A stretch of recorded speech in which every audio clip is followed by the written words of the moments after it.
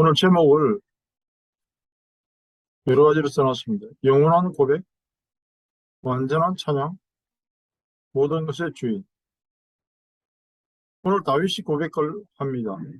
성전을 건축하기 위해서 미리 저축한 이 모든 물건이 다 주의 손에서 왔사오니 다 주의 것이니이다. 뭡니까? 가장 먼저 고백하는 이 고백의 내용이 뭐냐? 저축이라는 말은 내가 알뜰하게 모았다는 게 저축이잖아요. 흔히 사람들이 그렇게 이야기하잖아요. 먹을 거 안 먹고 내가 입을 거 안 입고 각자같이 모아가지고 이런 말 가끔 하죠. 이 저축이라는 말은 내가 모았다는 말이 있는데 다윗은 그것까지도 어떻게 주의 손에서 왔사오니 다 주의 것입니다. 내 생명도 내 거 아니고 주님이 내게 주신 것입니다. 그걸로 출발을 하는 거예요. 근본과 시작과 출발이 내가 하는 게 아니라 하나님으로부터 시작된 것입니다라고 하는 고백의 본질이다. 기본과 기초와 근본에 대하여 건물을 놓고 집을 짓는 걸 놓고 한번 간단하게 설명을 해보면 영어로는 같은 의미로 나오거든요. 찾아보면 그 사전에 fundamental, basic, foundation 다 뭐 기초라는 뜻이고 기본이라는 뜻이고요. 뭐 근본이라는 뜻이 있어요. 세 가지 단어다. 그런데 그 단어가 조금씩 미닝이 다르잖아요. 예를 들어서 우리가 건물을 세우기 위해서 땅을 확보하고 그 틀을 따지는 것을 기본으로 한다면, 근본으로 한다면, 기둥을 세우거나 뭐 문을 열거나 지붕을 덮어가는 것은 기본에 속하겠죠.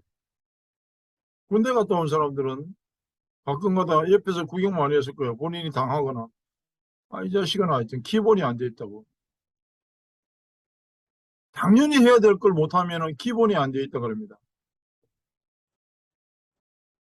그런 요소를 갖추어서 뭐 작동이 되고 사람이 사용하는데 불편이 없는 것, 그런 것들이 기본이에요. 기본.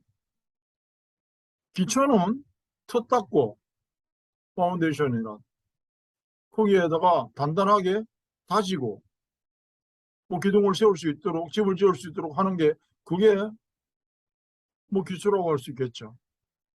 그 기초나 기본이나 근본이 어느 한쪽이 부실하면 그 집은 기능을 발휘하지 못하거나 무너지거나 그렇게 되겠죠.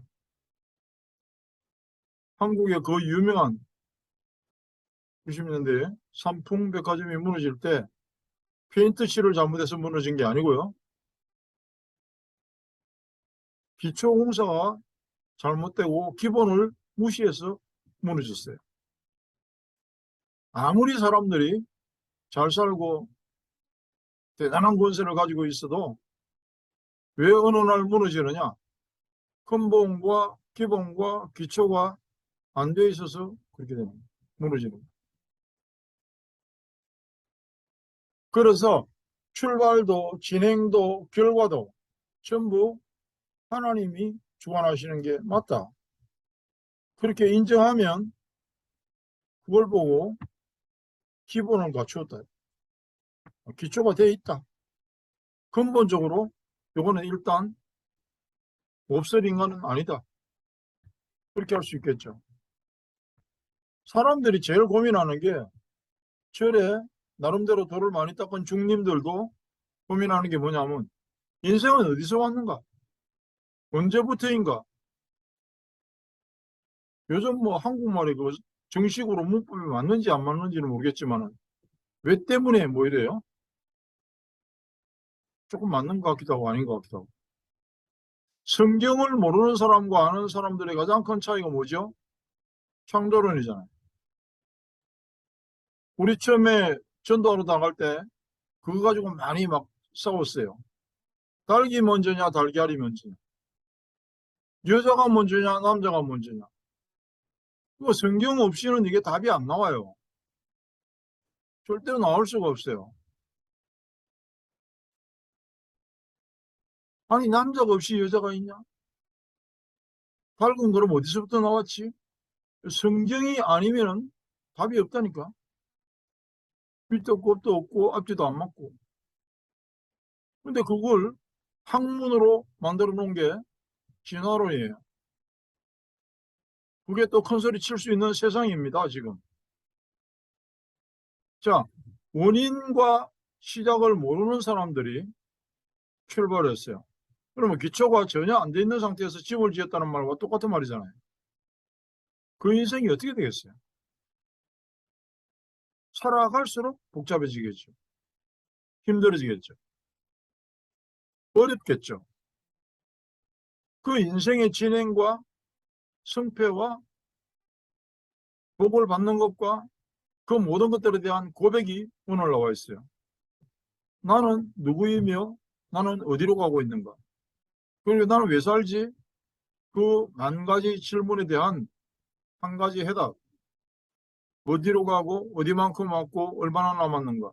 그걸 만약에 안다면 우리가 인생 이렇게는 안 살 겁니다. 적어도 인생의 겨울이 오고 인생의 저녁이 오기 전에 해가 지기 전에 해야 될 일이 있잖아요. 지금 문명 세상에서는 해당이 안 될 수도 있겠지만 뭐 빨래도 해가지고 건조기에 말려가지고 그냥 입으면 되니까. 근데 옛날에는 시골 같은 데서는 비가 오려고 하면 그 징조가 보이면 사람들이 막 밭에 있다가도 집으로 막 뛰어갑니다. 왜? 마당에 널어놓은 곡식이나 혹은 뭐 빨래줄에 걸어놓았던 거를 빨리 걷어야 되잖아요.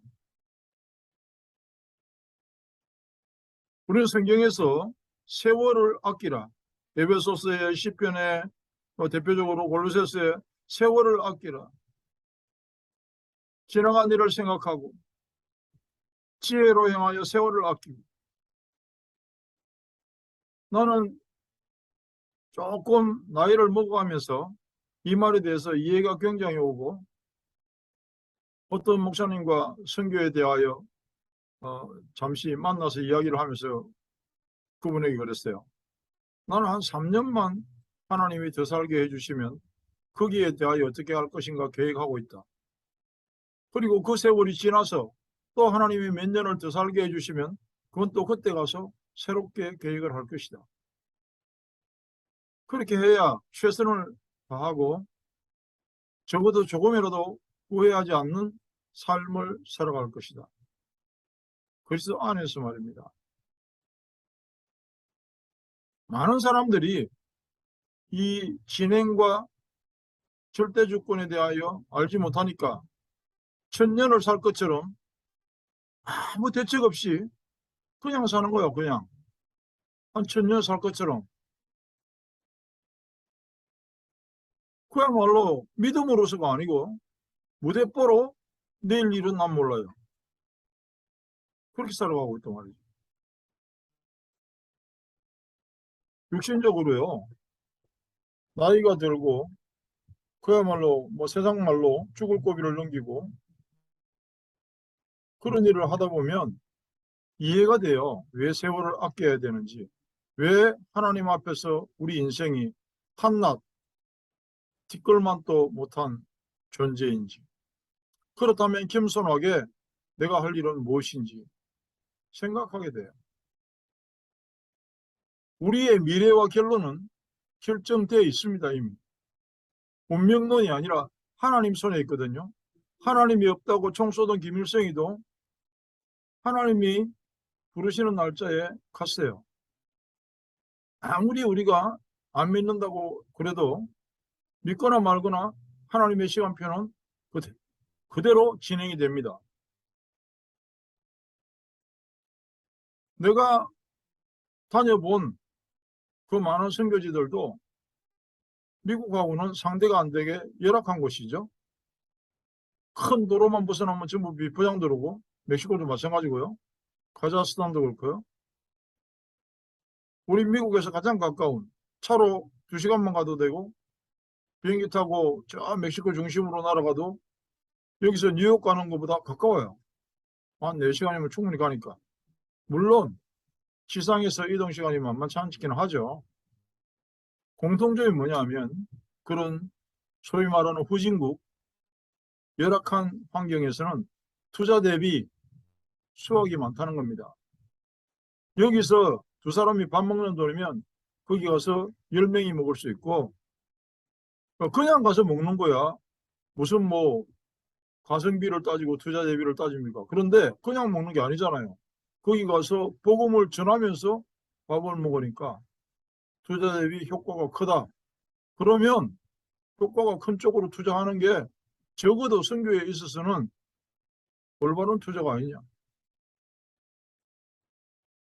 우리 생각이 오늘 다윗의 고백처럼 모든 것이, 모든 주권이 높게 함과 사는 것과 부자가 되는 것과 그 모든 것이 하나님의 손에 있다면 말입니다. 내게 있는 모든 것이 하나님께서 주신 것이 맞다면 그렇습니다. 거기는 미국하고 달라서요. 호텔에서 숙소에서 있어도 첫날 내가 팁을 이렇게 20페소, 한 1불 정도 되는 거. 당연히 나는 그냥 침대 위에다가 이렇게 올려놓고 왔어요. 저녁에 가니까 청소를 깨끗이 해놨는데 돈은 그대로 있어. 팁 그거 가져갈 줄을 몰라, 이 사람. 그래가지고 내가 사람 시켜가지고 얘 청소하는 애 갖다 주라 이래. 적어도 우리가 있을 때는, 왜냐? 영향력을 미치기 위해서. 왜 밥 사주냐? 영향력을 미치기 위해서. 복음을 설명할 때 조금이라도 마음의 문을 여는데 도움이 될까 해서 그런 겁니다. 거기는 팀 문화가 뭐 큰 호텔이나 공항 이런 데에는 별로 없는 편이니까. 우리는 무엇을 위해서 어떻게 내 물질과 노력과, 즉 내 인생을, 내 일생을 투자할 것인가에 대해서 생각해 봐야 돼요. 그게 얼마가 됐든, 시간적으로 1년이 됐든, 뭐 돈으로 따져서 뭐 1000불이 되든 만불이 되든 어떻게 투자하는 게 가장 값어치 있을까 생각을 해봐야 될 거 아니에요, 우리가. 모든 것이 주께로 왔다. 그 고백이 되어지면은요, 내 인생은 조금 달라집니다. 틀림없어요. 오늘 다윗의 고백은 가장 값어치 있는 일이 무엇이냐? 성전을 짓는 것이다 생각했어요. 다음 주일에도 성전에 대한 관련성, 말씀의 연관성, 중요성에 대해서 말씀드릴 건데요. 하나님이 이 말씀을 묵상하는 중에 또 그 말씀을 주시더라고요. 제가 고백할 수 있는 것은 뭐냐 하면, 하나님께서 정말 나도 생각지도 못했던, 전에는 설교 준비를 했거든요. 지금은 하나님께서 말씀을 주셔요. 그게 제가 분명히 고백할 수 있는 부분입니다. 완전한 고백, 완전한 찬양이 뭐냐? 정확하게 내 인생에 대하여 원인, 진행, 결과, 다시 말하면 과거, 현재, 미래를 고백하는 겁니다. 그 길을 위해서 우리가 점검을 해보면, 그리스도 안에서 점검을 해보면 뭐가 가장 중요한지에 대한 게 나오게 됐어요. 태초에 하나님이 천지를 창조하시니라. 그 말이 만약에 이해가 되잖아요. 그러면 끝이에요. 만약에 이해가 된다면. 그 말씀에 모든 것이 다 들어있잖아요. 창세전에 그리스도 안에서 나를 택하신 것도 포함되어 있고, 사랑 안에서 거룩하게 한 것도 포함이 되어 있고, 지금 내가 너와 함께 한다는 말씀도 포함이 되어 있고, 영원한 미래에도 너는 내 것이다라는 그 말씀도 포함이 되어 있고, 우리는 왜 자꾸 성경을 보고 예배를 드리냐? 사실은 태초에 하나님이 천지를 창조하시니라 이 말씀 하나만 알아도 돼요. 여기서 안다는 말은 뭔지 알죠? 마리아가 나는 남자를 알지 못하거늘. 안다는 말은요, 충분한 체험이 있다. 그에 대한 간증이 있다. 그런 뜻이에요. 성경 한 구절만 알아도 우리 인생은 끝납니다. 애들 말처럼. 그것만 알아도 다윗 같은 고백을 할 수가 있습니다. 모든 것이 주께로부터 왔기 때문에 내 인생 살아가는 것이 주의 손에 있습니다. 그리고 영원토록 주님이 나와 함께 하실 것도 믿고 영원한 그 나라에 내가 있을 것도 믿나이다. 그게 영원한 고백이에요. 성경은 오늘 우리 결론 부분에 언급한 그 내용으로 답을 얻을 수가 있어요. 왜냐? 그게 다니까. 과거, 현재, 미래. 완전하고 영원하고 유일한 고백을 하는 것. 오늘 다윗의 고백이 나의 고백이 되기를 축복합니다. 처음도, 지금도, 나중도 그 고백으로 영원한 축복을 누리게 하시기를 간절히 기도합니다. 하나님 참 감사합니다.